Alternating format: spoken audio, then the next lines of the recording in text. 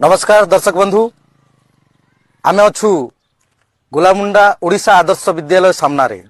एवं जितेबेले ओडिशा आदर्श विद्यालय को आसीबा पई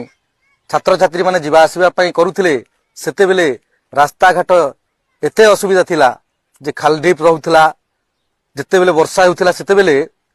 कादुओ पचपच करूथिला ए नै अभिभावक महल रे असंतोष थिला छात्र छात्री माने जीवा आसीबारे बहुत असुविधा होतिला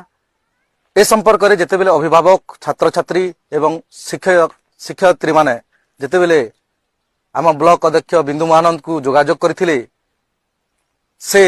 रास्ताटी को निर्माण कर देबा पई से कथा देथिले एवं वर्तमान रास्ताटी संपूर्ण काम सरी जाइछि रास्ता वर्तमान सुधरी जाइछि आराम रे छात्र छात्री माने जीवा आसीबा करूछंती एवं छात्र छात्री माने मध्य बहुत खुशी अछंती अभिभावक माने मध्य बहुत खुशी अछंती गाड़ी मोटर जानवाहन समस्त चलाचल मध्य सुधरी जाइछि तेणु ब्लॉक अध्यक्ष को अभिभावक छात्र छात्री माने धन्यवाद ज्ञापन करछंती।